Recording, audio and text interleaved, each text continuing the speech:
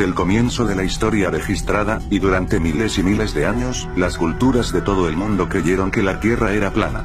Sus diversas cosmologías y cosmogonías diferían en formas leves, pero sus geografías y astronomías generales eran increíblemente consistentes y, de hecho, prácticamente idénticas. La Tierra era un plano estacionario vacío de cualquier movimiento o curvatura, plano en toda su extensión, excepto, por supuesto, para colinas, montañas y valles. El polo norte era el punto central monopolar magnético de la Tierra plana con Polaris, la estrella del polo norte situada directamente encima. Polaris fue la única estrella inmóvil en el cielo con todas las demás constelaciones que giraban en círculos perfectos sobre la Tierra cada noche. Las estrellas se dividieron en dos categorías conocidas como estrellas fijas y estrellas errantes. Las estrellas fijas se llamaban así porque se observaron entonces, como podemos observar hoy para mantenernos fijos en sus patrones de constelación noche tras noche, año tras año, siglo tras siglo, nunca cambiando sus posiciones relativas. Las estrellas errantes, lo que hoy se conoce como planetas, se llamaban así porque se observó que, como podemos observar hoy, vagan por los cielos tomando sus propios patrones espirográficos únicos, realizando movimientos hacia adelante y hacia atrás sobre y alrededor de la Tierra durante sus ciclos. El Sol y la Luna tenían el mismo tamaño y también giraban sobre y alrededor de la Tierra inmóvil como inmortalizado en el símbolo del Yin-Yang chino. El Sol y la Luna estaban mucho más cerca de la Tierra de lo que se suponía en la actualidad y cada uno brillaba con sus propias luces opuestas. El Sol era cálido, dorado, seco, conservante y antiséptico, y la luz de la Luna era fría, plateada, húmeda, putrefacta y séptica. El Sol y la Luna, como si estuvieran conectados a un maipole magnético, realizaban viajes en espiral alternos sobre y alrededor de la Tierra cada año. El Sol comenzó su viaje en el trópico de Capricornio en el solsticio de invierno donde hizo su círculo más rápido y más grande sobre la Tierra. Durante los siguientes 3 meses, todos los días, el Sol redujo ligeramente su trayectoria y redujo su velocidad hasta que, en el equinoccio de primavera, el Sol había hecho una espiral desde el trópico de Capricornio hasta el Ecuador. Luego, durante los siguientes 3 meses, todos los días, el Sol continuó reduciendo ligeramente su trayectoria y disminuyendo su velocidad hasta el solsticio de verano, cuando el Sol hizo su círculo más pequeño y lento alrededor del trópico de Cáncer. Una vez que el Sol alcanzara este círculo más íntimo, como las cintas y los bailarines que rodeaban el polo de las mallas, el Sol comenzaría su viaje opuesto, cada vez más amplio y acelerado, de regreso al trópico de Capricornio. Durante los siguientes 3 meses, todos los días, el Sol ensanchó ligeramente su trayectoria y aceleró su velocidad hasta que el equinoccio de otoño el Sol se abrió en espiral desde el trópico de Cáncer hasta el Ecuador. Luego, durante los siguientes 3 meses, todos los días, el Sol continuó ampliando ligeramente su trayectoria y aceleró su velocidad hasta el solsticio de invierno cuando el Sol hizo su círculo más grande y rápido alrededor del trópico de Capricornio y el viaje anual comenzó nuevamente. El Sol y la Luna tenían el mismo tamaño y también giraban sobre y alrededor de la Tierra inmóvil como inmortalizado en el símbolo del Yin-Yang chino.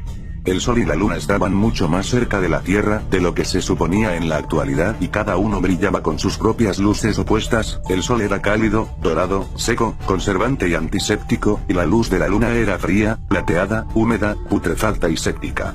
El Sol y la Luna, como si estuvieran conectados a un maipole magnético, realizaban viajes en espiral alternos sobre y alrededor de la Tierra cada año. El Sol comenzó su viaje en el trópico de Capricornio en el solsticio de invierno donde hizo su círculo más rápido y más grande sobre la Tierra. Durante los siguientes 3 meses, todos los días, el Sol redujo ligeramente su trayectoria y redujo su velocidad hasta que, en el equinoccio de primavera, el Sol había hecho una espiral desde el trópico de Capricornio hasta el Ecuador.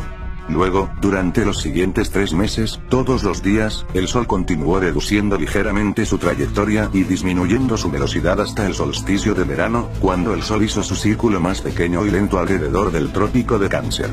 Una vez que el Sol alcanzara este círculo más íntimo, como las cintas y los bailarines que rodeaban el polo de las mallas, el Sol comenzaría su viaje opuesto, cada vez más amplio y acelerado, de regreso al trópico de Capricornio. Durante los siguientes 3 meses, todos los días, el Sol ensanchó ligeramente su trayectoria y aceleró su velocidad hasta que el equinoccio de otoño el Sol se abrió en espiral desde el trópico de Cáncer hasta el Ecuador.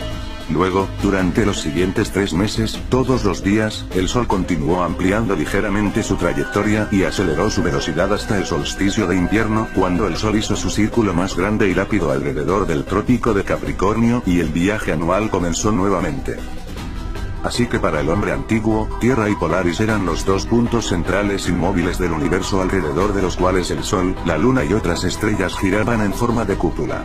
Algunas culturas creían en una cúpula o firmamento sólido, literal y físico, al que se unían las estrellas fijas. Otras culturas mitologizaron el eje mundi como el árbol del mundo con Polaris en el centro y todas las demás constelaciones que forman las ramas. En estas representaciones planas de la Tierra, el polo norte ocupaba el punto central, y sur eran todas líneas rectas que se extendían hacia afuera desde allí. El este y el oeste no eran líneas rectas como se supone hoy en día, sino que en realidad eran círculos al igual que todas las líneas de latitud y los caminos de los cuerpos celestes. La circunferencia del sur de la Tierra estaba rodeada por una gigantesca pared de hielo de 150 a 200 pies sobre el nivel del mar que contenía los océanos interconectados como una copa del mundo. Más allá de la pared de hielo, algunas culturas afirmaron que existía una barrera firme a través de la cual ningún humano podía penetrar.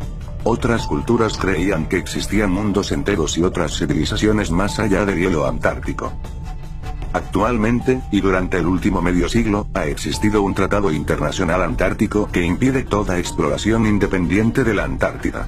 Existen visitas guiadas preaprobadas que llevan a los visitantes a algunas regiones costeras de la Antártida, pero no se permite ninguna exploración independiente del continente. Marineros como Harlean de hoy han sido sorprendidos tratando de explorar la Antártida y amenazados, volteados a punta de pistola, multados y encarcelados por violar este tratado internacional militarmente impuesto. Como resultado, el público actualmente no tiene forma de confirmar o negar las afirmaciones aparentemente fantásticas del hombre antiguo con respecto a lo que puede o no existir en los extremos más al sur de la Tierra. Sin embargo, podemos confirmar que este muro de hielo de 200 pies que rodea la circunferencia sur de la Tierra ciertamente existe. Podemos confirmar que Polaris es de hecho la única estrella que no se mueve en el cielo. De hecho, todas las estrellas fijas giran en círculos perfectos alrededor de Polaris mientras permanecen atrapadas en sus constelaciones relativas noche tras noche, año tras año, siglo tras siglo. Las estrellas errantes o planetas realmente vagan por el cielo tomando sus propios caminos espirográficos únicos cuando se trazan desde una perspectiva geocéntrica. El Sol y la Luna son, de hecho, observables, de igual tamaño y giran alrededor de nosotros en ciclos diarios. Al igual que los antiguos observaron, la ruta anual del Sol de hecho viaja desde el trópico de Capricornio en el solsticio de invierno, al Ecuador en el equinoccio de primavera, al trópico de Cáncer en el solsticio de verano, de regreso al Ecuador en el equinoccio de otoño, y finalmente regreso al trópico de Cáncer en el solsticio de invierno. La luz del Sol es ciertamente cálida, dorada, seca, conservante y antiséptica, mientras que la luz de la Luna es realmente fría, plateada, húmeda, putrefacta y séptica. Un termómetro colocado en la luz del Sol siempre leerá más cálido que un termómetro colocado en la sombra del Sol, mientras que un termómetro colocado en la luz de la Luna siempre leerá más frío que un termómetro colocado en la sombra de la Luna. Las sustancias vegetales y animales expuestas a la luz solar se secan, encogen, coagulan y pierden su tendencia a descomponerse y putrificar, mientras que las sustancias animales y vegetales expuestas a la luz de la Luna mostrarán rápidamente síntomas de putrefacción y descomposición. Al igual que los antiguos creían, la Tierra es observable y móvil a todos nuestros sentidos, y el horizonte permanece perfectamente plano en la medida en que el ojo puede ver. El horizonte no solo permanece perfectamente plano 360 grados alrededor del observador, sino que, ya sea a nivel del mar, en la cima del Monte Everest, a 35,000 pies de altura en un avión, o incluso a más de 100,000 pies de altura, el globo de aire caliente más alto para cualquier aficionado alguna vez ha volado, el horizonte plano en realidad se eleva hasta el nivel de los ojos del observador hasta el final. En una Tierra globular, sin importar qué tan grande se suponga, el horizonte permanecería donde estaba y el observador en ascenso tendría que inclinar su cabeza hacia abajo más y más a medida que se elevaban para ver el horizonte en constante caída. Muchas personas se sorprenderán al saber que, hasta el día de hoy, todos los experimentos científicos diseñados para demostrar el supuesto movimiento de la Tierra no lo han hecho, o se ha demostrado lo contrario, que la Tierra es realmente inmóvil, y cada intento hecho para medir la supuesta curvatura de la Tierra no lo ha hecho, o dado evidencia de lo contrario, que la Tierra es plana. La primera persona en la historia registrada en afirmar que la Tierra era otra cosa que el centro plano e inmóvil del universo fue un matemático y filósofo griego llamado Pitágoras de Samos, alrededor del año 500 A. Curiosamente, Pitágoras también ha sido promocionado por historiadores masones como Albert Mackay, James Anderson, William Hutchinson y William Preston como el primer masón. Pitágoras, presentado más como un experimento mental que como una cosmología completa, postuló que si la Tierra fuera un globo esférico que girara sobre su eje vertical una vez al día, mientras girara anualmente alrededor de un sol estacionario, este modelo también podría explicar los movimientos cíclicos de la Tierra. Cuerpos celestiales. Este modelo heliocéntrico se enseñó a los iniciados en la escuela crotona de Pitágoras, pero nunca se hizo popular ni tuvo influencia fuera de Grecia durante otros 2000 años. Un siglo más tarde, otro matemático y filósofo griego llamado Platón también defendió una cosmología esférica de la Tierra, excepto que afirmó que el globo terráqueo era el centro inmóvil del universo con el Sol, la Luna y las estrellas girando alrededor. Su estudiante más famoso, Aristóteles, también escribió sobre esta cosmología geocéntrica de la Tierra-Mundo en su libro En los cielos, que ofrece 3 puntos principales de evidencia para su teoría. En primer lugar, Aristóteles observó que al alejarse de un observador en la costa, los barcos que se acercaban al horizonte desaparecieron del casco de la vista antes de la cabecera y postuló que este hecho se debía a la curvatura de la Tierra. Aristóteles argumentó que el casco desapareció primero porque, más allá del horizonte, el planeta Tierra se curvaba hacia abajo, lo que provocó que el casco y, finalmente, la cabecera y toda la nave cayeran por debajo de la curvatura. Hoy podemos probar fácilmente que Aristóteles estaba equivocado al utilizar telescopios, binoculares y cámaras con zoom. Una vez que un barco ha desaparecido por completo más allá del horizonte, la tecnología moderna nos permite acercarnos y hacer que todo el barco, el casco y todo vuelvan a la vista. Esto prueba que las naves no desaparecen primero en el casco, debido a la supuesta curvatura de la Tierra, y que la línea del horizonte es de hecho simplemente el punto de perspectiva de desvanecimiento desde el punto de vista de un observador dado, y no como supuso Aristóteles, el comienzo de la curvatura de la Tierra. El horizonte es subjetivo y varía en distancia dependiendo del clima, la altura del observador y la fuerza de su vista o instrumentos. Como se señaló anteriormente, el horizonte en realidad se eleva a los ojos del observador, sin importar qué tan alto suba, lo que también demuestra que la línea del horizonte no es un punto objetivo de curvatura en una Tierra convexa, sino más bien el punto de perspectiva subjetivo de fuga de una perspectiva. Dado el punto de vista del observador. El segundo punto de evidencia de Aristóteles ofrecido para su teoría esférica de la Tierra fue la sombra redonda de la Tierra proyectada sobre la Luna durante los eclipses lunares. Hasta el día de hoy, los heliocentristas aún ofrecen este argumento como prueba de una Tierra esférica, afirmando que durante los eclipses lunares el Sol, la Tierra y la Luna se alinean en una perfecta esígide de 180 grados como 3 bolas de billar que hacen que el Sol arroje la sombra de la Tierra a la Luna. Sin embargo, esta suposición inteligente pero defectuosa se vuelve completamente inválida, debido al hecho de que los eclipses lunares han ocurrido y continúan ocurriendo regularmente cuando el Sol y la Luna aún son visibles juntos sobre el horizonte. Ya en la época de Plinio el Viejo, hay registros de eclipses ocurridos mientras tanto el Sol como la Luna eran visibles en el cielo, y continúan siendo registrados por la Royal Astronomical Society hoy. Obviamente, si el Sol y la Luna son observables simultáneamente durante un eclipse, entonces no están alineados en un esígide de 180 grados y, por lo tanto, es imposible que el Sol pueda proyectar la sombra de la Tierra en la Luna, y se debe buscar alguna otra explicación. Otra explicación, de hecho, ya existía en muchas culturas alrededor del mundo, quienes postularon que un tercer cuerpo celeste conocido como Rao, o el Sol Negro, también existía en tamaño igual al Sol y la Luna. Este cuerpo oscuro translúcido pasó a la orilla del Sol y la Luna durante los eclipses solares y lunares, causando que sus luces se atenuaran. El último punto de evidencia de Aristóteles ofrecido por su teoría esférica de la Tierra fue la aparición de Polaris y otras estrellas para declinar gradualmente sobre su cabeza cuando un observador viaja hacia el sur. Argumentó que la declinación gradual y la desaparición eventual más allá del horizonte de ciertas estrellas y constelaciones a medida que uno viajaba hacia el sur era evidencia de que el observador estaba viajando sobre una superficie curva convexa. Al igual que las naves que desaparecieron sobre el argumento del horizonte, Aristóteles postuló que la línea del horizonte era la curvatura literal de su Tierra esférica, y las estrellas que declinaron y desaparecieron más allá de ella se hicieron invisibles, porque una masa de tierra curva existía entre ellas y el observador. En realidad, sin embargo, la declinación gradual de los objetos en el cielo hacia el horizonte es simplemente un producto de la ley de la perspectiva en las superficies planas. Como cualquier estudiante de arte de la perspectiva puntual sabe, el ojo humano ve el mundo en forma piramidal, de modo que al mirar por un largo pasillo, el piso parece elevarse, el techo parece hundirse y las paredes parecen reducirse a un punto en el centro de la vista del observador. Por supuesto, las dimensiones del pasillo permanecen constantes en toda su longitud. El piso no se levanta realmente, el techo no se hunde, ni las paredes se cierran. Pero para el ojo humano todo se percibe de esta manera. De manera similar, cuando el sol, la luna, los aviones o las nubes parecen hundirse hacia el horizonte a medida que se alejan de nosotros, en realidad no están perdiendo altitud y se están acercando lentamente al nivel del mar. De hecho, están manteniendo la misma altitud, excepto que se están alejando de usted, por lo que la ley de la perspectiva hace que parezcan hundirse.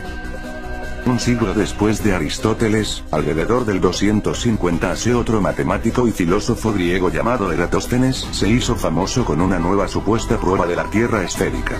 Eratóstenes notó que al mediodía durante el solsticio de verano en Slene, el sol no proyectaba sombras y los rayos podían llegar directamente al fondo de su pozo, mientras tanto, en Alejandría, una barra de metal verticalmente vertical arrojaba una sombra significativa. Al factorizar la longitud de la sombra con su distancia supuesta al Sol, Eratóstenes registró una medida de la circunferencia de la Tierra cercana a la que aún utilizan los astrónomos heliocéntricos en la actualidad. El hecho del asunto es, sin embargo, que los cálculos de Eratóstenes se hicieron suponiendo que el Sol estaba a millones de millas de distancia para que sus rayos cayeran perfectamente paralelos incluso en puntos tan divergentes como Slene y Alejandría. Esta premisa defectuosa lo llevó a su conclusión errónea, que finalmente fue expuesta tras la invención del sextante náutico. Utilizando sextantes y trigonometría plana, midiendo el ángulo del Sol en dos puntos de la Tierra simultáneamente y factorizando su distancia entre sí, el teorema de Pitágoras revela tanto la altura como las dimensiones del Sol. Usando este método, el Sol y la Luna han sido calculados repetidamente para que tengan aproximadamente 32 millas de diámetro, 3.000 millas de la superficie de la Tierra. Las imágenes de globos a gran altitud también han filmado puntos calientes de iluminación en las nubes, lo que demuestra que el Sol es local y actúa como un foco, y no como una bola de gas en llamas a millones de kilómetros de distancia, como suponen los heliocentristas. Después de Eratóstenes, la teoría del planeta Tierra desapareció completamente del pensamiento filosófico y registró la historia durante casi 2 milenios. Las cosmologías geocéntricas de la Tierra plana continuaron reinando de manera suprema, incluso con el propio Eratóstenes, promocionado como el padre de la geografía, representando a la Tierra como plana en su famoso 194A mapa del mundo. Crates of Magus también inventó el primer modelo de globo terráqueo en esta época, pero no tuvo ningún efecto en el mundo en general. Avance rápido hasta 1522 A del explorador portugués Ferdinand Magellan se convirtió en la primera persona en la historia conocida en navegar con éxito alrededor del mundo.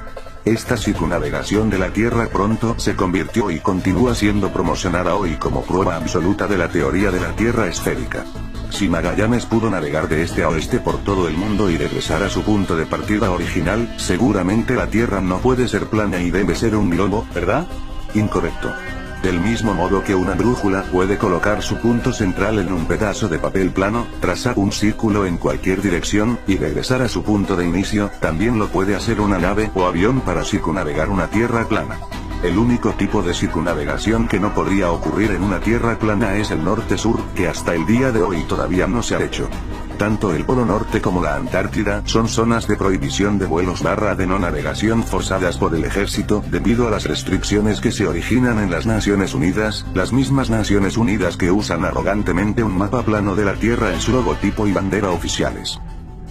En 1543, pocos días antes de su muerte, el francmasón y jesuita Nicolás Copérnico publicó su libro sobre las revoluciones de las esferas celestes, que revivió la antigua cosmología heliocéntrica de Pitágoras y comenzó la llamada revolución copernicana desde un modelo geocéntrico plano y hacia un modelo heliocéntrico global.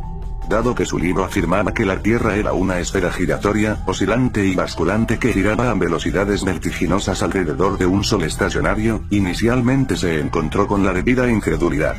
Copérnico siempre contrarrestó esto afirmando que sus teorías eran simplemente hipótesis y no deberían considerarse verdaderas. En su libro, incluso escribió, la enseñanza de Pitágoras se basó en hipótesis y no es necesario que la hipótesis sea verdadera, ni siquiera probable. La hipótesis del movimiento de la Tierra es solo una que sirve para explicar los fenómenos, pero no debe ser considerado como una verdad absoluta.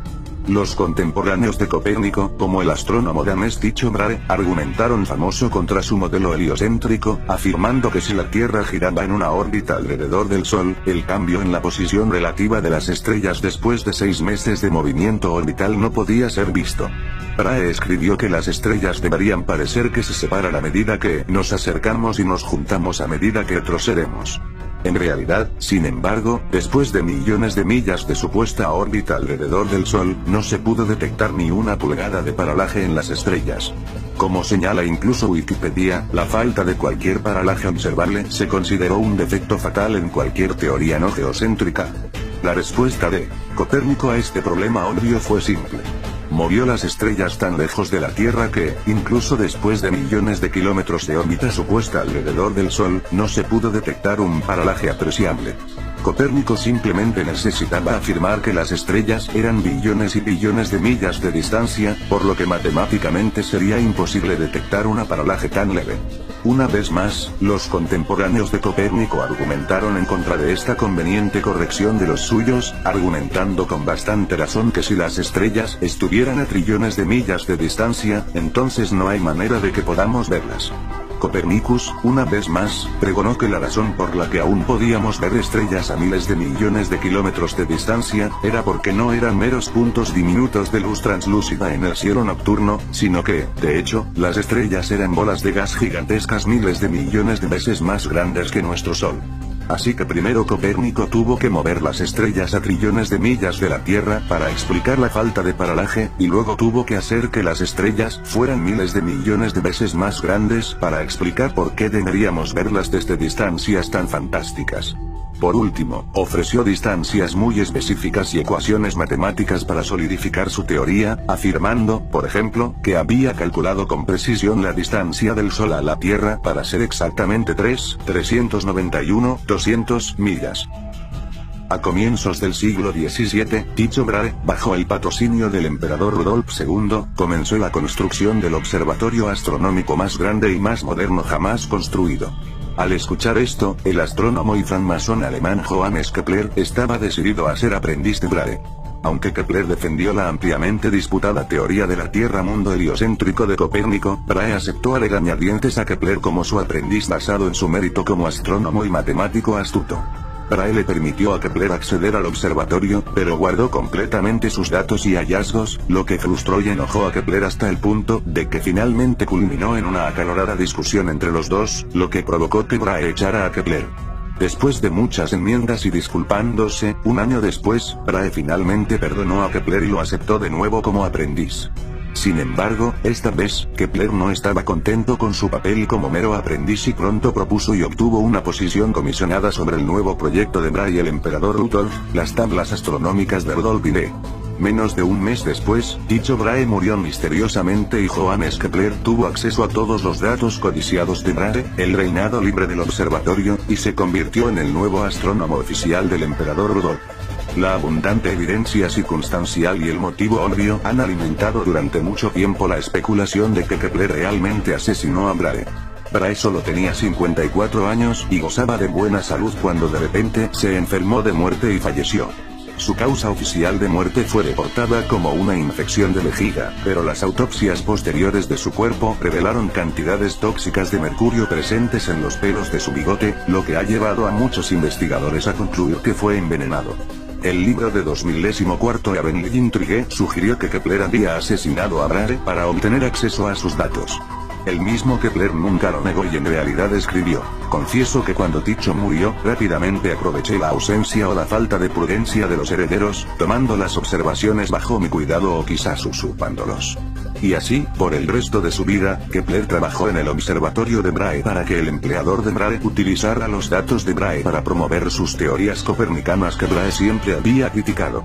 Modificó los cálculos de Copérnico de los movimientos celestes, cambiándolos de círculos perfectos a elipses irregulares, e incluso formuló una nueva distancia actualizada del Sol desde la Tierra.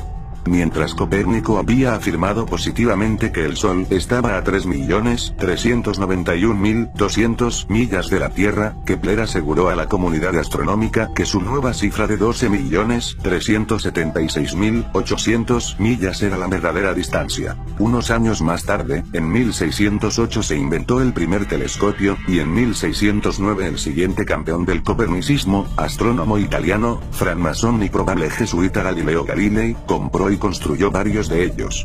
Galileo mejoró el diseño del telescopio al aumentar las capacidades de zoom desde el aumento original de 3x hasta 30x, y en 1610 hizo el supuesto descubrimiento más importante de su carrera. Con su telescopio con zoom de 30x, Galileo afirmó haber visto lo que describió como 3 estrellas fijas, totalmente invisibles por su pequeñez, todas cerca de Júpiter y tendidas en una línea recta a través de él. Después de rastrear estas estrellas invisibles por un tiempo y notar que aparecían algunas veces, pero no otras, Galileo llegó a la conclusión de que cuando no podía encontrarlas debían esconderse detrás de Júpiter y, por lo tanto, no debían ser estrellas invisibles en absoluto, sino lunas invisibles orbitando a Júpiter. Su presunto descubrimiento de lunas en órbita alrededor de Júpiter fue luego presentado como prueba del sistema copernicano, afirmando que la Tierra debe ser un planeta como Júpiter, ya que ambos tienen lunas en órbita. Hasta el día de hoy, la NASA afirma tener telescopios especiales que pueden, en ocasiones, ver estas lunas de Júpiter, tal como Galileo afirmó en su día para ver, en ocasiones, con sus telescopios especiales. Hoy en día, con los telescopios modernos y la tecnología de zoom, podemos ver los cuerpos celestes mucho más cerca y con mucha más claridad de la que Galileo podría haber esperado.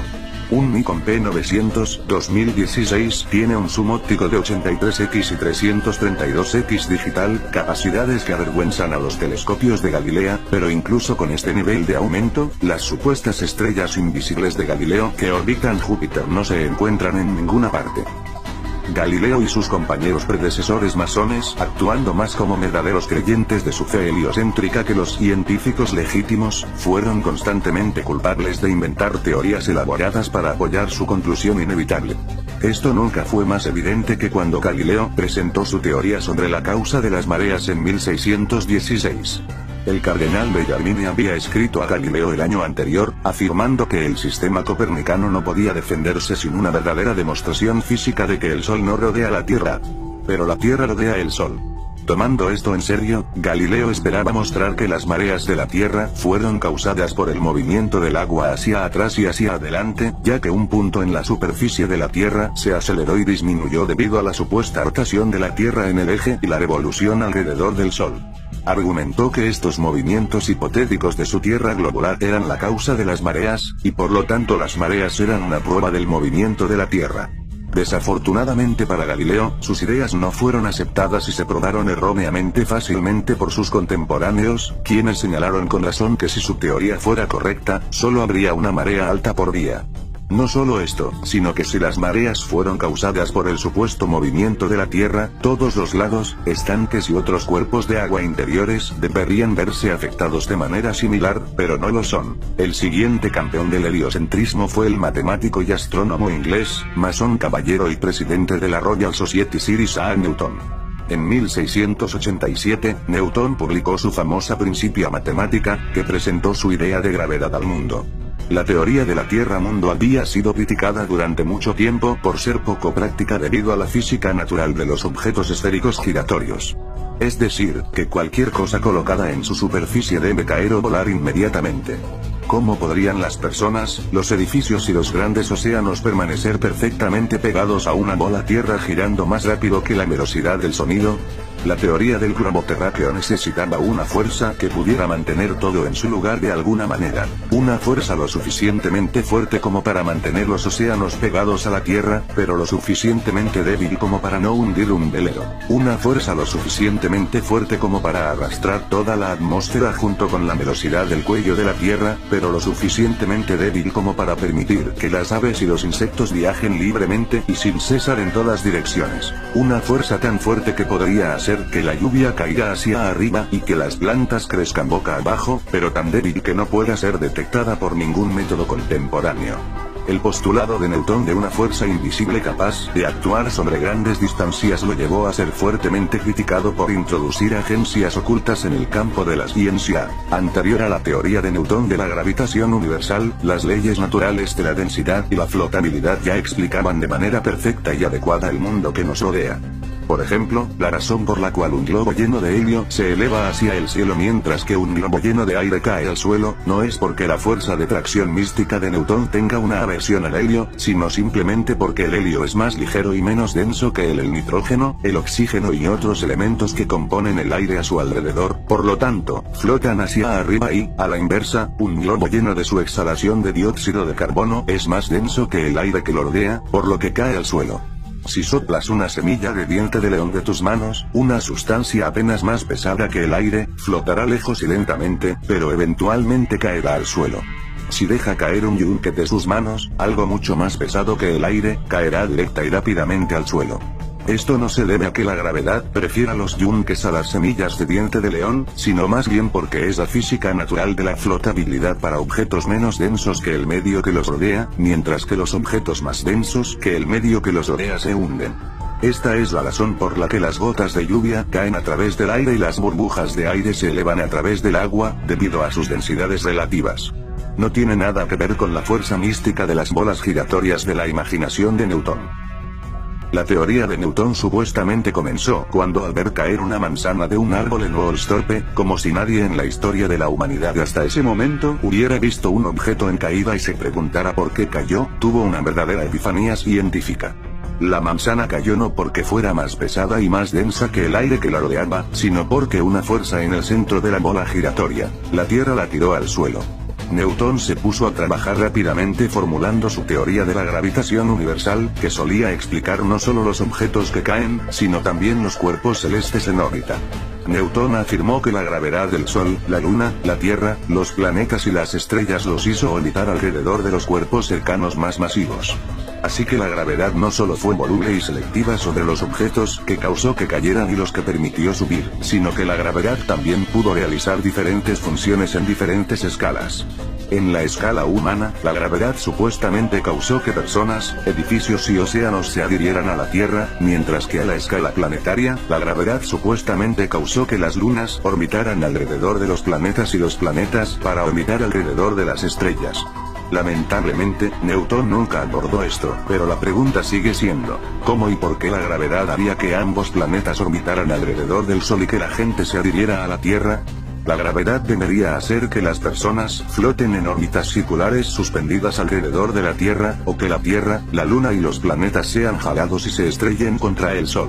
Los dos efectos son muy diferentes, pero la misma causa se atribuye a ambos. Además, se supone que esta atracción magnética de la gravedad de objetos masivos no se puede encontrar en ninguna parte del mundo natural. No hay ningún ejemplo en la naturaleza de una esfera masiva o de cualquier otro objeto con forma que solo en virtud de su masa hace que los objetos más pequeños se adhieran o orbiten a su alrededor. No hay nada en la Tierra lo suficientemente masivo que se pueda demostrar que incluso un conejito de polvo se adhiera o orbite alrededor de él. Intente girar una pelota de tenis mojada o cualquier otro objeto esférico con cosas más pequeñas colocadas en su superficie y encontrará que todo se cae o vuela, y nada se adhiere o orbita. Afirmar la existencia de una ley física sin un solo ejemplo de evidencia práctica es un rumor, no una ciencia. A estas alturas, sin embargo, es probable que empieces a ver que estos sacerdotes heliocéntricos masónicos están menos interesados en la ciencia y en la verdad que en propagar evidencias inventadas de sus conclusiones previas. De la misma manera, como Copérnico había afirmado positivamente que el Sol estaba a 3.391.200 de distancia y Kepler había calculado que estaba a 12.376.800 millas de distancia, se citó a Newton como un comentario. No importa si consideramos que está a 28 o 54 millones de millas de distancia para cualquiera de las dos cosas. Igual de bien. Parece que tenía razón, porque la supuesta distancia al Sol de los heliocentristas ha seguido aumentando en millones hasta el día de hoy, con la cifra oficial actual de 93 millones de la NASA. En 1773, el capitán Cook se convirtió en el primer explorador moderno que rompió el círculo antártico y alcanzó la barrera de hielo. Esta expedición ofreció una oportunidad emocionante de encontrar pruebas de los modelos planos o de la Tierra del mundo porque el capitán Cook tenía la intención de navegar completamente alrededor de la Antártida en busca de entradas a través de la pared de hielo. Si la Tierra fuera realmente un globo terráqueo de 25,000 millas en la circunferencia ecuatorial, como afirmaban los heliocentristas, entonces una circunnavegación completa de la Antártida sería de aproximadamente 12,000 millas, y si la Tierra fuera plana con la Antártida rodeando toda la circunferencia, tendría que realizarse una circunnavegación completa de la Antártida. Tomar más de 50,000 millas. Durante 3 viajes que duraron 3 años y 8 días, el capitán Cook y su tripulación navegaron un total de 60,000 millas a lo largo de la costa antártica y nunca encontraron una entrada o un camino a través o más allá de la enorme pared glaciar. El capitán Cook escribió: el hielo se extendía hacia el este y el oeste más allá del alcance de nuestra vista, mientras que la mitad sur del horizonte estaba iluminada por rayos de luz que se reflejaban desde el hielo hasta una altura considerable. Los viajes posteriores del capitán James Clark Ross y el capitán George Nares en el siglo XIX confirmaron aún más los hallazgos de Cook. La expedición de Ross pasó 4 años y 5 meses en buques de guerra fuertemente blindados que no lograron encontrar un punto de entrada más allá del muro glaciar del sur, y Nares pasó más de 3 años circunnavegando la Antártida, tomando un curso ciertamente indirecto, pero en casi 69,000 millas en total. Si la Antártida fuera realmente el pequeño continente de hielo reclamado por los defensores de la Tierra, todas estas expediciones habrían terminado años antes. Además de esto, muchos exploradores antárticos, incluidos el capitán James Clark Ross y el teniente Charles Wilkes, que usan mapas de proyección de la Tierra-mundo, escribieron en sus diarios perplejos cómo se encontraban rutinariamente fuera de acuerdo con sus gráficos, afirmando que se encontraban en un promedio de 12-16 millas fuera de su cuenta todos los días, y luego más al sur, aumentando hasta 29 millas por día. Estas enormes discrepancias experimentadas por los exploradores que viajan más al sur generalmente se atribuyen a tormentas, vientos y corrientes cada vez más fuertes, pero si ese fuera el caso, deberían haberse encontrado con la misma frecuencia que antes, y nunca lo hicieron. En 1783 se inventó el globo aerostático y, por primera vez en la historia registrada, la gente pudo flotar millas sobre la superficie de la Tierra y ver por sí misma de una vez por todas si la Tierra era plana o no. Para el asombro de muchas personas, tan alto como se elevaron, el horizonte permaneció perfectamente plano 360 grados a su alrededor y se elevó hasta el nivel de sus ojos. J. Glaser escribió en sus viajes en el aire que, al mirar por encima de la parte superior del automóvil, el horizonte parecía estar a la altura de los ojos, y tener una gran vista de toda el área visible debajo, fue golpeado con su gran regularidad. Todo fue empequeñecido en un plano. Parecía demasiado plano. M. Víctor Emanuel, otro globo aerostático, escribió: en lugar de que la Tierra se reduzca de la vista en ambos lados y que la parte superior esté debajo del automóvil, como se supone popularmente, fue exactamente lo contrario. La parte más baja, como una gran cuenca, está inmediatamente debajo del coche y el horizonte en todos los lados elevándose al nivel del ojo. Como se dijo anteriormente, esto solo es posible en un plano. Pasaría un siglo entero después de que Newton publicara sus teorías sobre la gravitación antes de que se inventara un experimento científico para intentar demostrar su existencia. En 1797, Henry Cavendish, el científico británico, masón y nieto adinerado del duque de Devonshire, creó un experimento que, según afirmó, probó la existencia de la gravedad, midió su constante y proporcionó cifras exactas para las masas exactas de la Tierra, Sol, Luna y planetas. ¿Cómo logró Cavendish este salto cuántico para la pseudociencia heliocéntrica? Fijó dos grandes bolas de plomo en los extremos opuestos de una balanza de torsión y las colgó del techo de su cobertizo. Al observar y registrar leves movimientos del artilugio a través de un telescopio a través de su ventana del cobertizo para que su masa no afectara la lectura, Cavendish afirmó haber probado la gravedad. Dos pequeñas bolas de plomo se colgaron cerca de las grandes y cualquier movimiento observado entre sí se promocionó como la influencia de la gravedad. Ahora, el experimento de Cavendish ha sido ampliamente criticado por la comunidad científica porque nunca en más de 2 siglos desde su creación, nadie ha podido replicarlo. En primer lugar, las bolas simplemente no siempre se atraen entre sí, ya que deben ser constantes para la llamada constante gravitacional. A veces, el equilibrio de la torsión gira hacia las bolas y, a veces, se aleja, ya que es imposible no dar un ligero movimiento trémulo al interactuar con ellas. Henry incluso se quejó en sus notas de la frecuencia con la que estaba realizando la medición. El artilugio aún estaba en oscilación. En segundo lugar, dado que su fuerza de gravedad calculada fue 1039 más débil que la fuerza del electromagnetismo, a partir de la cual se componen todos los objetos materiales, no hay control para el experimento que pueda factorizar y diferenciar positivamente la supuesta fuerza gravitatoria de la fuerza electromagnética más fuerte conocida. En otras palabras, las bolas podrían simplemente estar atraídas entre sí a través de la electricidad estática, una fuerza conocida que existe en todas las cosas, miles de millones de veces más fuerte que la gravedad e imposible de controlar para el experimento. Aunque nadie pudo replicar los hallazgos de Cavendish, el experimento pasó a la historia como un gran éxito, y aún se enseña como verdadera prueba de la gravitación universal en los libros de texto de ciencia de hoy. Medio siglo más tarde, en 1851, un científico francés llamado Léon Foucault realizó un experimento similar a Cavendish, pero esta vez colgó una bola del techo, la hizo girar y afirmó que todo movimiento lateral era una prueba de que la Tierra estaba girando bajo el péndulo. Desde la demostración original de Foucault, estos péndulos se han movido regularmente en museos y salas de exposiciones de todo el mundo con el fin de proporcionar una prueba perpetua y perpetua de la teoría de la bola heliocéntrica giratoria. La verdad, sin embargo, es desconocida para la mayoría del público engañado, que el péndulo de Foucault es un experimento fallido que no prueba nada más que lo fácil que es para la pseudociencia engañar a las masas maleables. Para empezar, los péndulos de Foucault no giran uniformemente en ninguna dirección. A veces giran en el sentido de las agujas del reloj y otras en el sentido contrario a las agujas del reloj, a veces no giran y otras giran demasiado. Al igual que en el experimento de Cavendish, los científicos que han intentado replicar los hallazgos de Foucault han admitido una y otra vez que fue difícil evitar darle al péndulo un ligero sesgo lateral al comenzar. En verdad, el comportamiento del péndulo depende en realidad de 1, la fuerza inicial que comienza su oscilación y 2, la articulación de rótula utilizada que facilita el movimiento circular sobre cualquier otra. La supuesta rotación de la Tierra es completamente intrascendente e irrelevante para la oscilación del péndulo. Si la supuesta rotación constante de los péndulos afecta a la Tierra de alguna manera, entonces no debería haber necesidad de iniciar manualmente los péndulos en movimiento. Si la rotación diurna de la Tierra causa la rotación diurna uniforme de 360 grados de los péndulos, entonces no debería existir un péndulo estacionario en ningún lugar de la Tierra. También a mediados del siglo XIX, otro francés llamado Gaspard Gustave Coriolis realizó varios experimentos que muestran el efecto de la energía cinética en los sistemas rotativos, que desde entonces se han mitificado como prueba de la teoría heliocéntrica.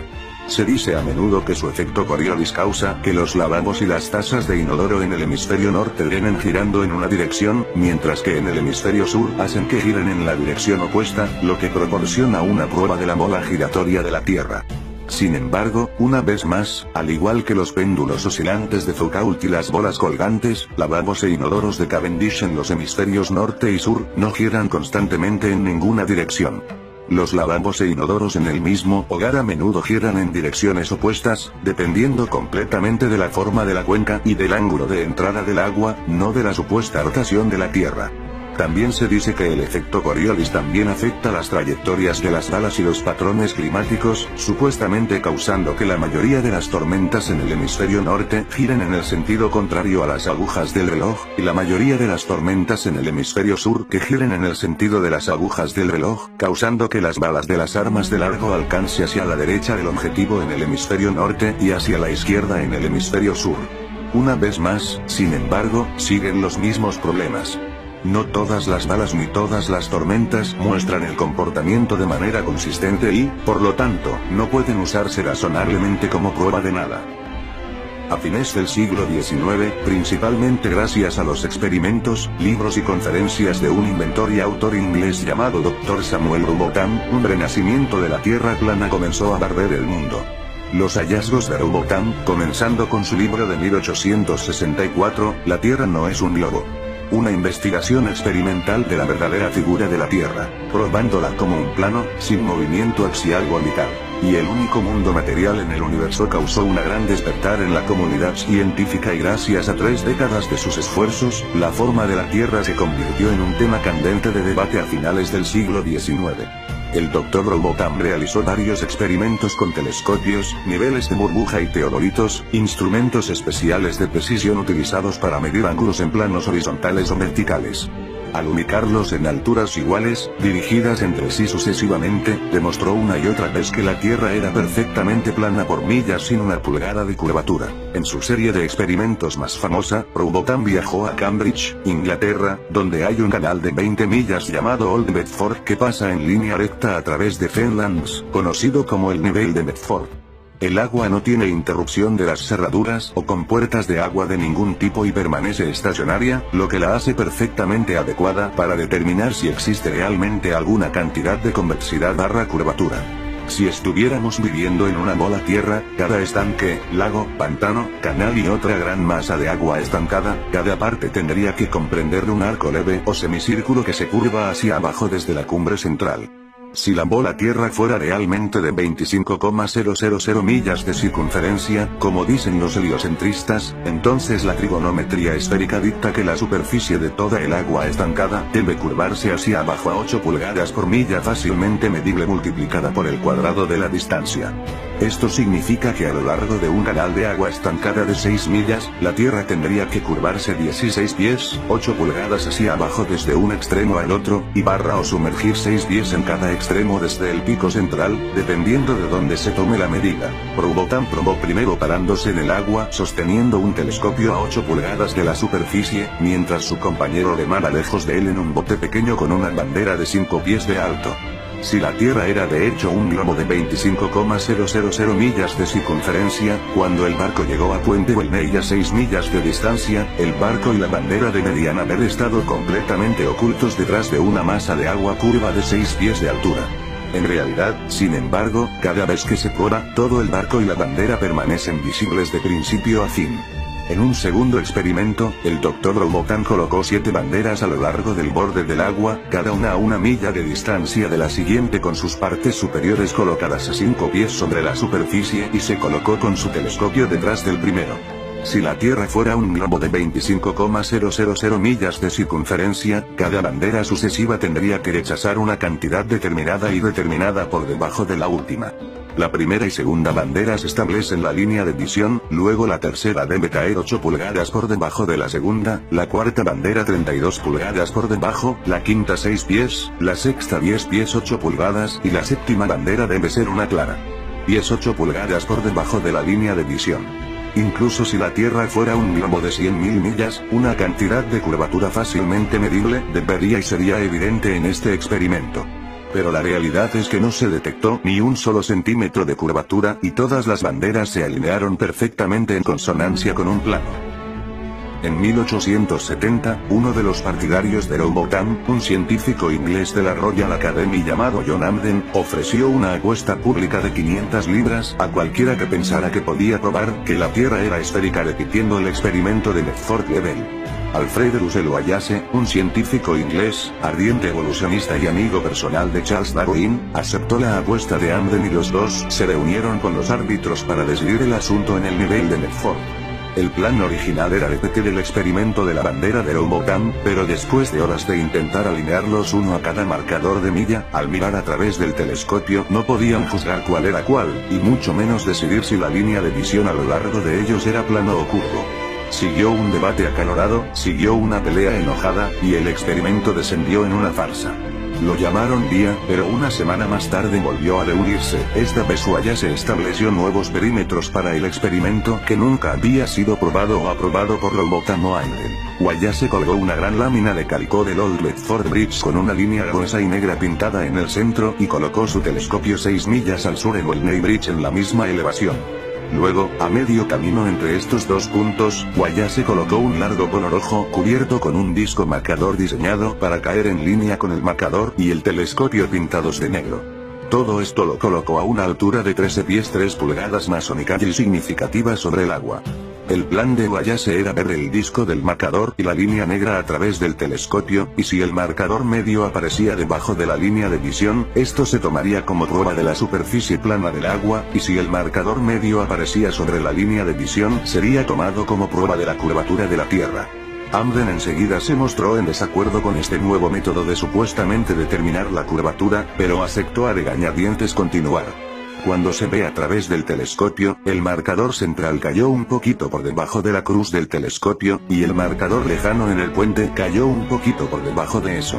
Este resultado no fue esperado por ninguna de las partes, pero Wallace rápidamente afirmó que era una prueba de que la Tierra se estaba curvando hacia abajo, mientras que Amden afirmó que los resultados estaban de acuerdo con la ley de perspectiva sobre superficies planas. Esta vez se produjo un debate aún más acalorado hasta que Wallace se negó a hablar una palabra más con Amden, le dio el tratamiento silencioso e incluso hizo que la policía lo escoltara de su habitación del hotel antes de salir de la ciudad al día siguiente.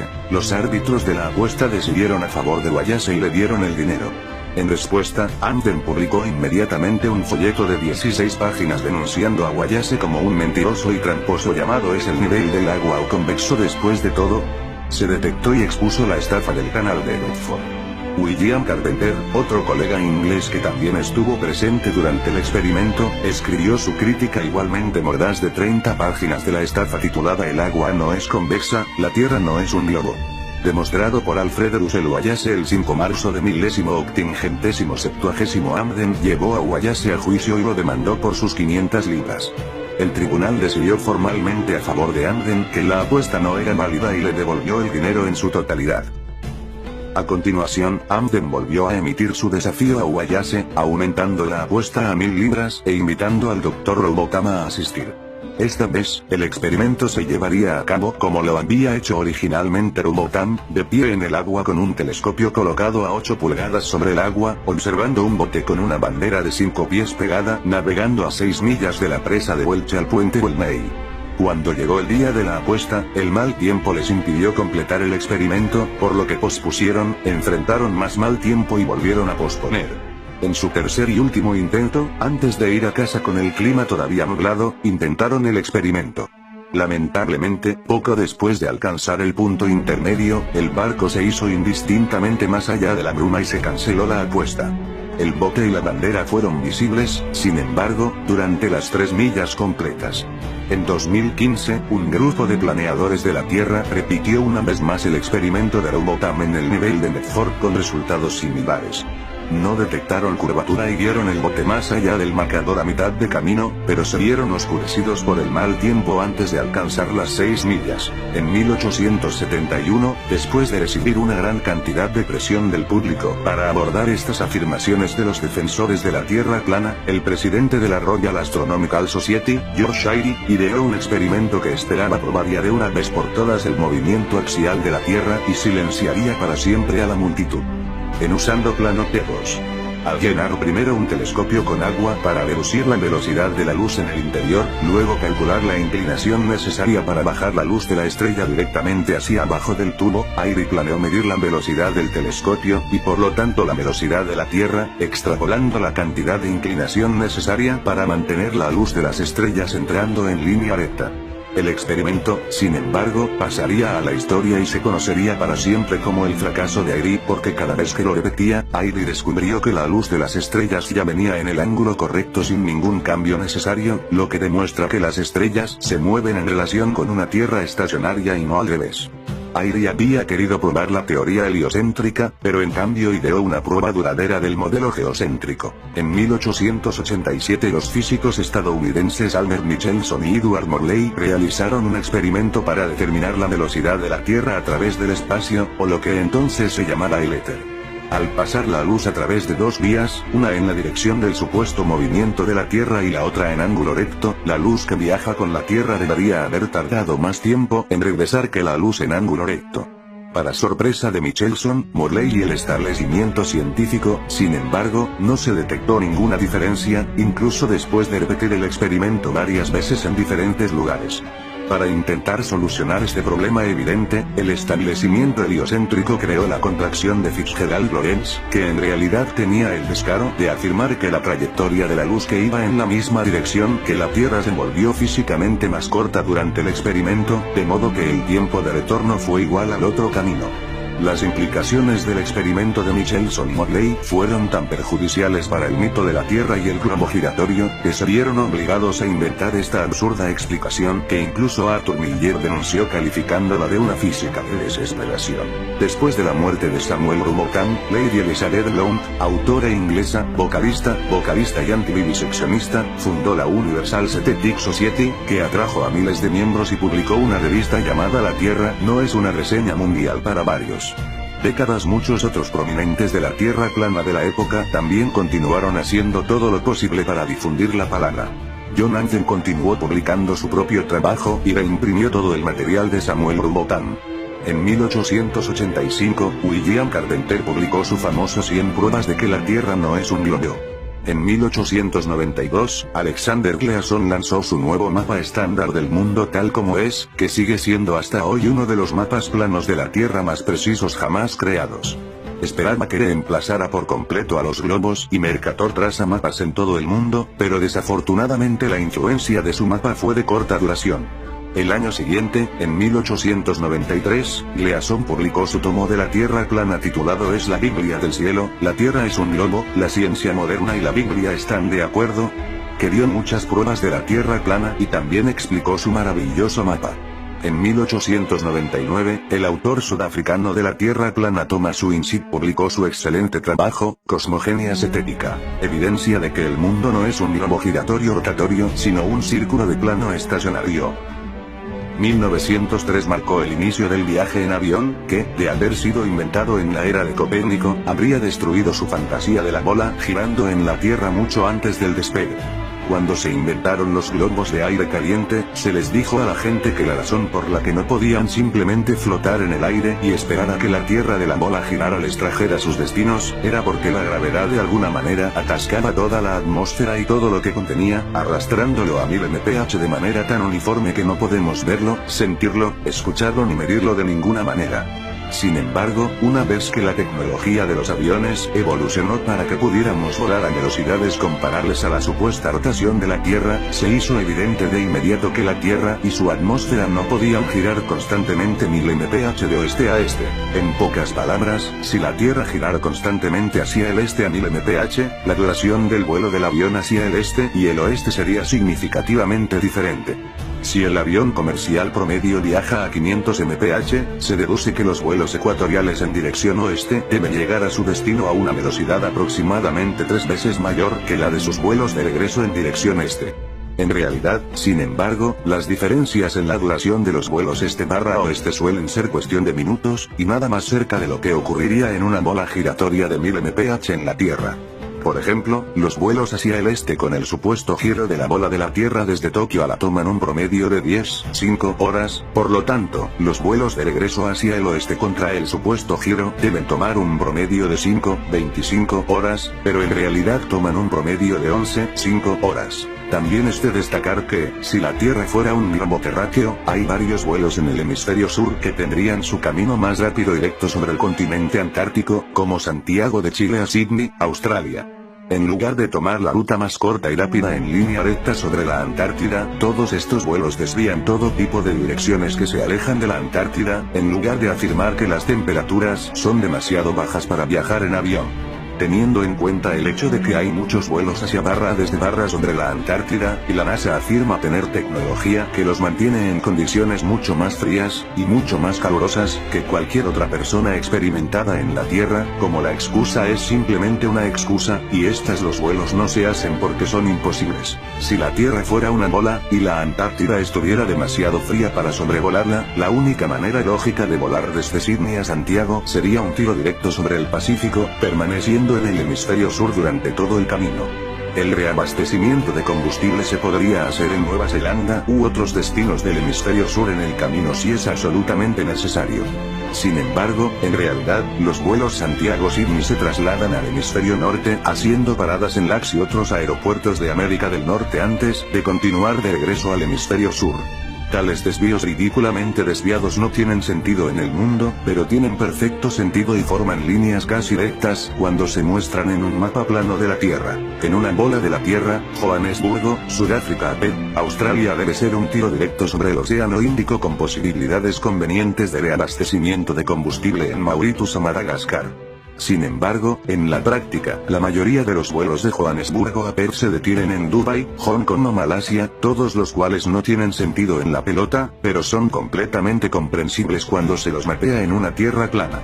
Un estudio informal de otras rutas de vuelo y puntos de escala en el hemisferio sur demostrará a los escépticos más firmes la clara ilegitimidad de las proyecciones de mapas del mundo. Sobre la base del experimento de Michelson-Morley, en 1913, el físico francés Georges Sagnac probó de nuevo la existencia del éter y la quietud de la Tierra utilizando un divisor de haz para enviar luz en direcciones opuestas alrededor de un camino, combinándolos y luego observando sus franjas de interferencia. Primero mientras está parado y luego mientras gira toda la tabla de experimentos 2 revoluciones por segundo. Los cambios en los patrones de interferencia entre las pruebas móviles y no móviles demostraron que la luz, y por lo tanto la Tierra, era estacionaria. En 1914, William Westfield describió su clásico geocéntrico ¿Gira la Tierra? ¡No!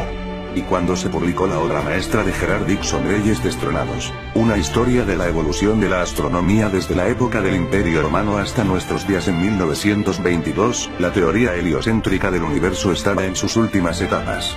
En 1925, el experimento de Michelson-Gale nuevamente confirmó una Tierra estacionaria, y quedó claro para el establecimiento que necesitaban algo importante para que la opinión pública volviera a su camino. En 1916, un físico judío llamado Albert Einstein había publicado su teoría general de la relatividad, una brillante revisión del heliocentrismo que en un giro filosófico eliminó el éter del estudio científico que lo reemplazó con una forma de relativismo que permitió que el heliocentrismo y el geocentrismo se mantuvieran igual. Mérito.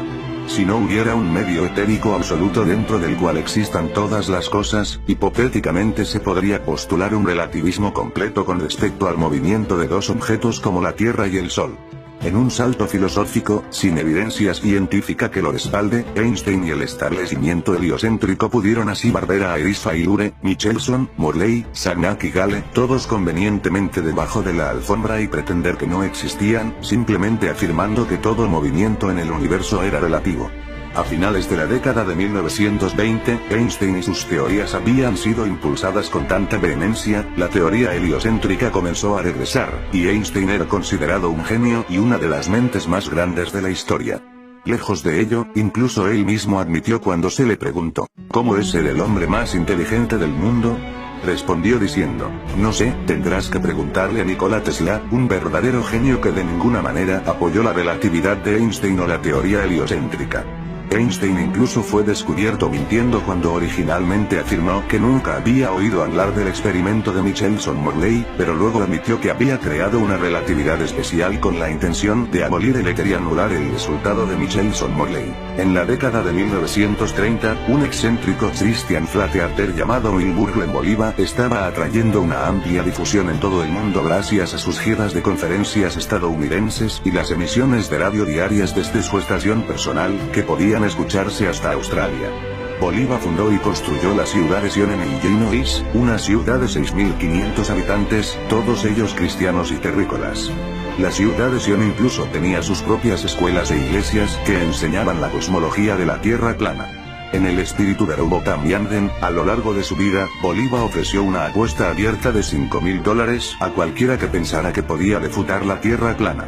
Hasta su muerte en 1942 no hubo tomadores. Después de la Segunda Guerra Mundial, la Operación Paperclip trajo a cientos de científicos y físicos alemanes de primer orden a los Estados Unidos y, a partir de finales de los años 50, los empleó en la NASA, la Administración Nacional de Aeronáutica y del Espacio. Mientras tanto, el programa espacial ruso también se estaba formando y se produjo la llamada carrera espacial entre Estados Unidos y Rusia. El satélite de comunicaciones geoestacionarias se imaginó por primera vez en una propuesta de 1945 del escritor masajista de ciencia ficción Arthur C. Clarke, y supuestamente se convirtió en un hecho científico más de una década después. En 1957, supuestamente, Rusia lanzó el primer satélite llamado Sputnik a la órbita terrestre baja, seguido en 1958 por el Explorer I de Estados Unidos. Hoy en día hay supuestamente más de 20,000 satélites de este tipo que orbitan constantemente alrededor de la Tierra. Al parecer, están flotando alrededor de la termósfera, donde se afirma que las temperaturas superan los 4.530 grados Fahrenheit.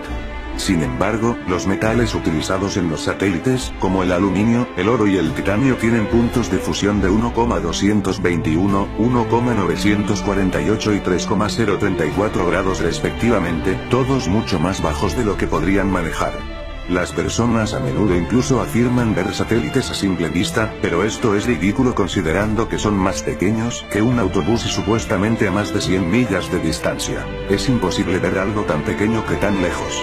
Incluso con el uso de telescopios, nadie pretende discernir la forma de los satélites, sino que describe el hecho de ver pasar luces en movimiento, lo que podría ser fácilmente cualquier cantidad de cosas, desde aviones hasta aviones no tripulados o estrellas fugaces u otros objetos voladores no identificados.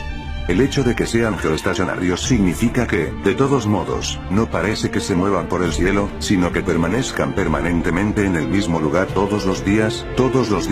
Se ha encontrado que los llamados teléfonos satelitales tienen problemas de recepción en países como Kazajistán con muy pocas torres de teléfonos celulares. Si la Tierra fuera una bola con más de 20,000 satélites alrededor, tales apagones no deberían ocurrir regularmente en ningún campo rural ni en áreas del océano profundo.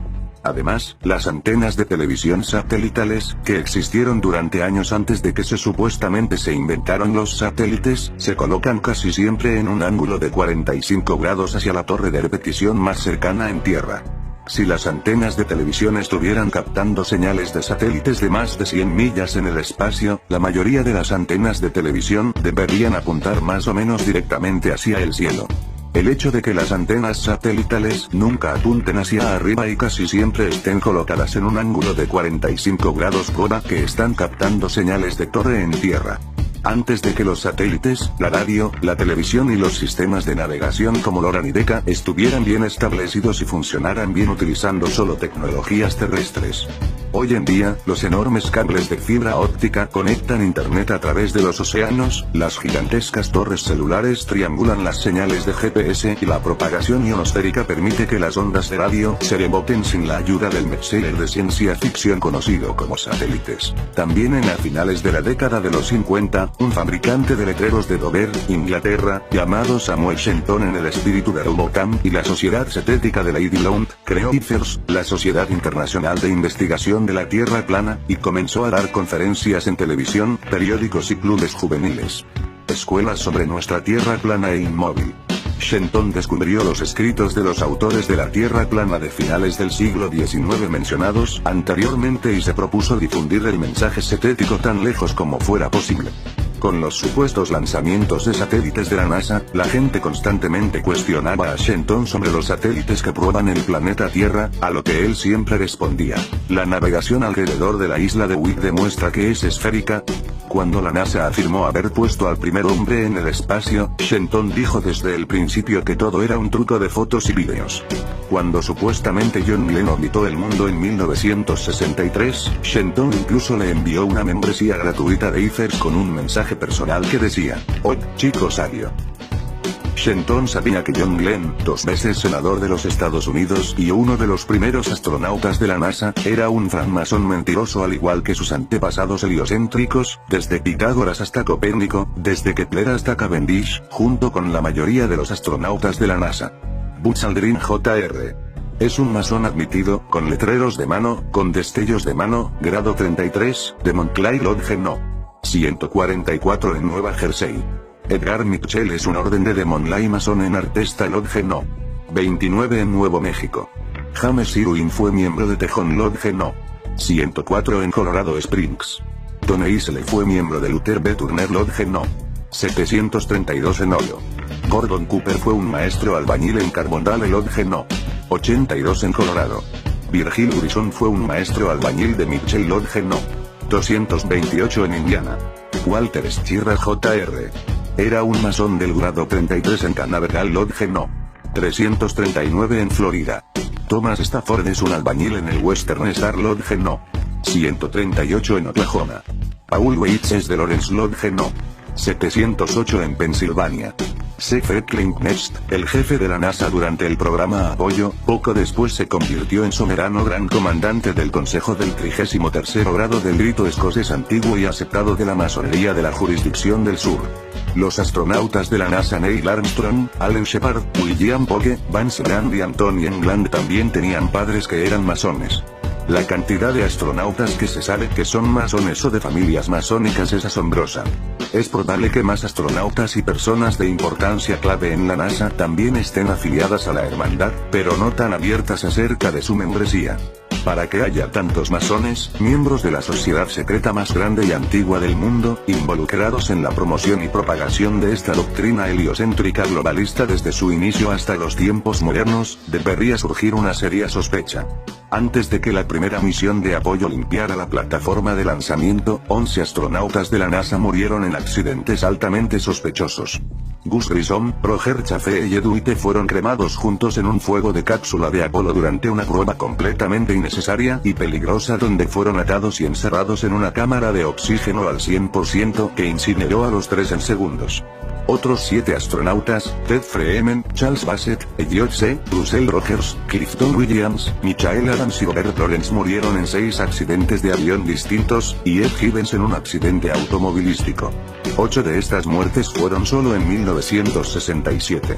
Tantos astronautas que mueren por coincidencia en tales circunstancias es altamente improbable, y dar crédito a la idea de que fueron masajes intencionales de los masones que intentan encontrar a las personas adecuadas para vender su engaño.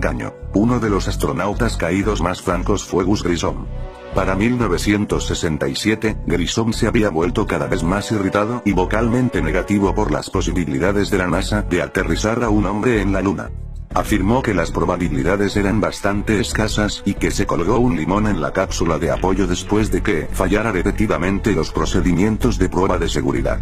Grissom amenazó con hacer públicas sus quejas sobre el LEM, e incluso le dijo a su esposa Betty: si hay un accidente grave en el programa espacial, es probable que sea yo. Inmediatamente después de su asesinato, agentes del gobierno allanaron la casa de Grissom antes de que se informara a nadie sobre el incendio o su muerte.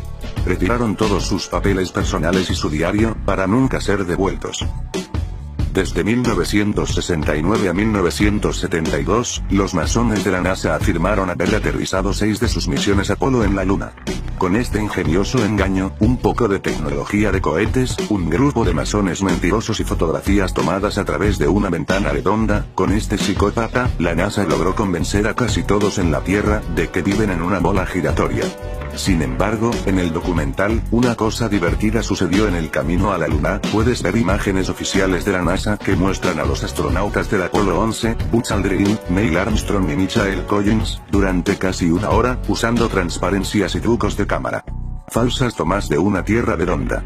Se comunican a través del audio con control en Houston sobre cómo realizar la toma con precisión, y alguien sigue preguntándoles cómo manipular la cámara de manera efectiva para lograr el efecto deseado.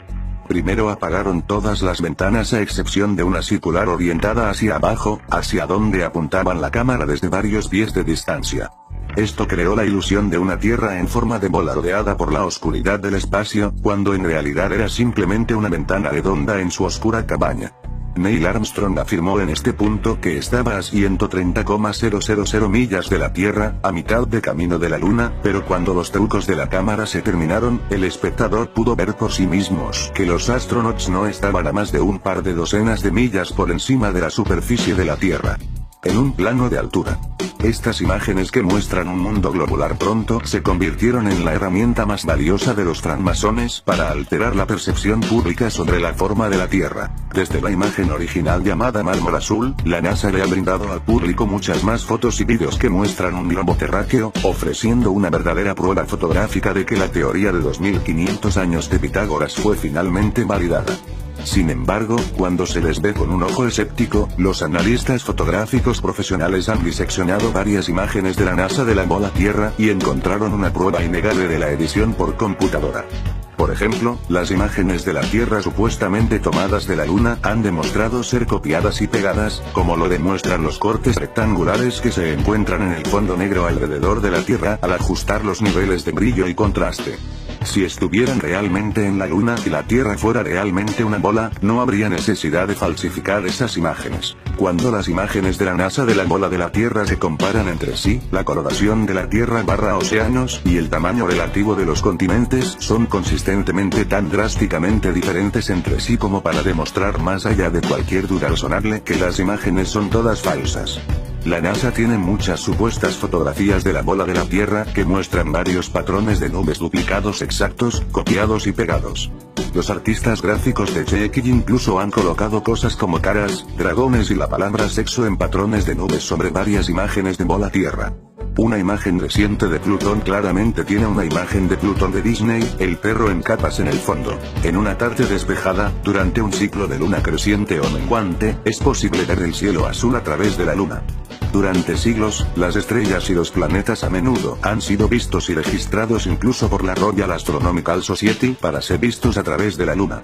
Si la Luna es lo suficientemente translúcida para ver objetos a través de ella, no puede ser el planetoide esférico sólido que la NASA y los astrónomos modernos reclaman. Samuel Shenton, presidente de ICERS, fue citado antes de que el Apolo supusiera aterrizaje de la Luna, afirmando que las estrellas han sido vistas a través de la Luna. Es mejor que los astronautas estén listos para regresar de inmediato porque no hay mucho para aterrizar.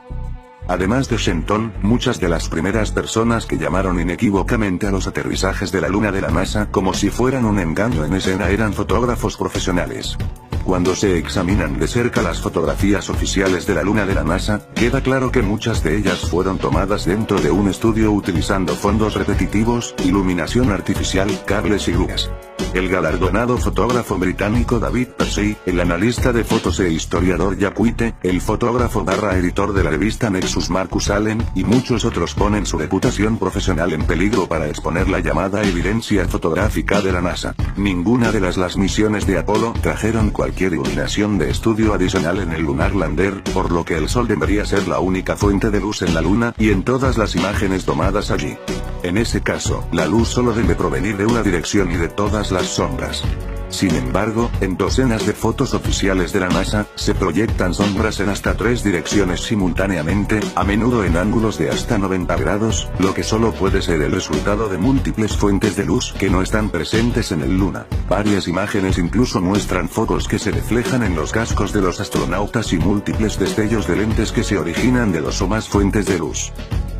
El análisis de varias imágenes de las 6 misiones muestra repetidos rasgos de fondo, exactamente las mismas colinas, dunas y cráteres, que se utilizan una y otra vez en lugares supuestamente diferentes de la Luna, así como líneas visibles de primer plano y fondo indicativas de un conjunto de estudio.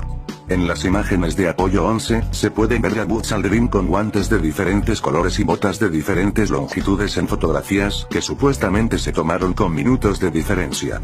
Si Buzz estuviera realmente en el vacío del espacio en un traje espacial presurizado, ciertamente no habría tenido el tiempo o la razón para despresurizar y volver a presurizar su traje solo para hacer esos ajustes de moda.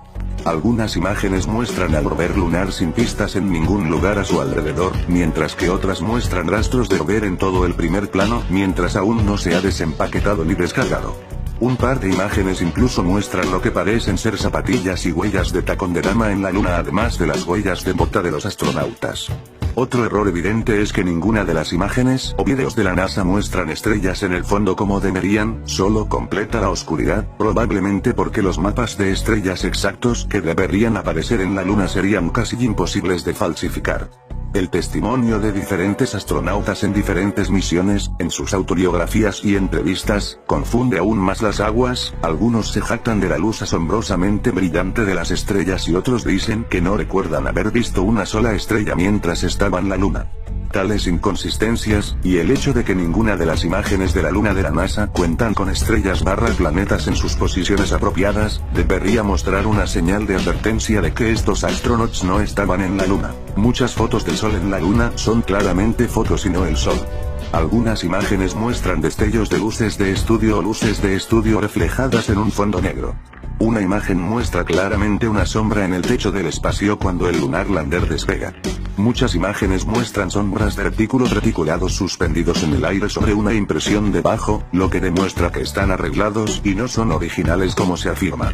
Las imágenes del Lunar Lander, supuestamente en la Luna, muestran un patético intento de 1969 de crear equipos de alta tecnología de aspecto futurista, utilizando lo que parece ser papel de construcción, lámina de oro, cinta adhesiva y barras de metal para duchas. La idea de que la pieza de basura que se muestra en estas fotografías oficiales de la NASA voló a la Luna y regresó es tan ridícula que resulta ridícula. Los primeros planos de las almohadillas del Lunar Lander los muestran sin una mota de polvo y sin una huella debajo de sus propulsores de 10,000 libras, como si estuvieran colocados suavemente en su lugar. Los científicos de la NASA en sus propios documentos estaban preocupados por la posibilidad de que el LEM cayera en su propio radio de quema masiva, sin embargo, allí se encuentra sin huella de huellas y almohadillas impecables. Incluso las huellas de las botas de los astronautas causaron profundas impresiones en el polvo lunar. Sin embargo, los propulsores de las 10,000 libras del lander no dejaron huellas, ni agujeros de explosión ni polvo en las almohadillas. Cuando se examina la evidencia de video, se encuentran aún más anomalías. En ciertos fotogramas, se pueden ver pings de luz reflejados en los alambres del escenario sobre la cabeza conectados a las mochilas de los astronautas. En un clip de Apollo 16, un astronauta cae de rodillas y rápidamente se levanta con una sacudida por lo que solo puede ser un alambre invisible que lo levanta directamente hacia arriba. Una de las anomalías de video más evidentes es la forma en que varias misiones de Apolo muestran banderas estadounidenses ondeando en el viento espacial inexistente. Se supone que la Luna no tiene atmósfera, por lo que las banderas deben permanecer perfectamente inmóviles, pero a menudo se las puede ver moviéndose de forma bastante ruidosa. Otra anomalía de video interesante se descubre al reproducir imágenes de la Luna de la NASA a una velocidad 2x, y luego observar a los astronautas caminar, correr, saltar o navegar en su pequeño buggy. Sin el ajuste de velocidad, hay una ilusión de baja gravedad ya que los astronautas parecen flotar, desviarse y deslizarse lenta y suavemente a lo largo, pero una vez que se ven a la velocidad 2x, se hace evidente que están caminando en gravedad normal, corriendo, saltando y navegando a velocidades normales. Simplemente redujeron la velocidad de reproducción en un 50% en la postproducción y listo, instantáneo movimiento de Luna. Aparentemente terminó con su propaganda de aterrizaje de Luna. A partir de 1976, la NASA comenzó a simular aterrizajes de Marte. Para empezar, los planetas, antes conocidos como estrellas errantes, no son habitaciones terrestres similares a la Tierra capaces de aterrizar nada. El Sol, la Luna y las estrellas son simplemente luminarias, luces celestes relativamente cercanas a la Tierra, y no son algo tangiblemente sólido sobre el que los humanos puedan caminar. Esto es dolorosamente obvio para cualquiera con globos oculares en funcionamiento y un telescopio o una cámara Nikon P900, pero la NASA continúa publicando miles de imágenes falsas que dicen provenir de Marte. Incluso suponiendo que Marte fuera un verdadero planeta esférico del desierto como afirma la NASA, es imposible para ellos haber aterrizado de forma segura las sondas basadas en sus propias pruebas y estadísticas. Dicen que la presión de la superficie en Marte es solo 3/10 del 1% de la presión de la superficie en la Tierra, y equivalente a la presión a aproximadamente 23 millas sobre la Tierra. Sin embargo, no hay suficiente materia de aire a esa presión para proporcionar un impulso para abrir y agitar los paracaídas que usa la NASA para aterrizar sus sondas de Marte. Ningún paracaídas jamás diseñado ha sido capaz de desplegarse con éxito a esa altitud. Simplemente fluyen directamente hacia atrás y luego nunca llenan el resto del camino hacia abajo.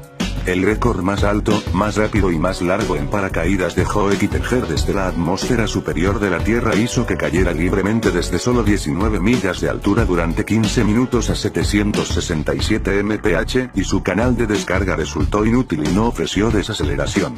Sin embargo, la NASA nos haría creer, por ejemplo, que el paracaídas de Phoenix logró ralentizarlo de 12,738 mph a 123 mph en solo 2,86 minutos antes de su aterrizaje final. En otras palabras, la NASA afirma estar haciendo algo en Marte a millones de millas de distancia mediante el control remoto, algo que no tenemos evidencia de que sea posible en la Tierra a una altitud significativamente más baja y 16 veces más lenta. Hasta el día de hoy, la NASA continúa simulando aterrizajes en Marte y más agencias espaciales gubernamentales en todo el mundo, incluyendo Rusia, China, Japón, Francia, India y otros están siguiendo el mismo modelo masónico de despojar a sus poblaciones de dinero de los contribuyentes para financiar programas que brindan nada público sino propaganda. Los lanzamientos de cohetes de la NASA y otras agencias espaciales ni siquiera van directamente hacia arriba. Cada cohete forma una curva parabólica, alcanza su punto máximo y, inevitablemente, comienza a caer de nuevo a la Tierra. Los cohetes que se declaran exitosos son aquellos pocos que no explotan o comienzan a caer demasiado pronto, pero se encuentran fuera del alcance de la vista del espectador antes de estrellarse en aguas restringidas y recuperarse. No hay una altitud mágica donde los cohetes o cualquier otra cosa puedan simplemente subir y luego, de repente, simplemente comenzar a flotar libremente en el espacio. Esta es toda la ilusión de ciencia ficción creada por cables, pantallas verdes, piscinas oscuras, algo de pelo permeado y aviones 0G. En 1998, la NASA afirmó haber enviado la primera parte de la ISS, la Estación Espacial Internacional. Sin embargo, han sido atrapados, una y otra vez, con burbujas de aire formándose y flotando en sus imágenes oficiales del espacio exterior. Los astronautas también han sido sorprendidos usando equipo de buceo, pateando sus piernas para moverse, y el astronauta Luca Parmitano incluso casi se ahoga cuando el agua comenzó a llenar su casco mientras supuestamente estaba en una caminata espacial. Se admite que los astronautas entrenan para sus caminatas espaciales en instalaciones de entrenamiento subacuático como el Laboratorio de Flotabilidad Neutral de la NASA, pero lo que es obvio por sus burbujas espaciales y otros errores es que todas las imágenes oficiales de caminatas espaciales también son falsas y filmadas en albercas oscuras especiales.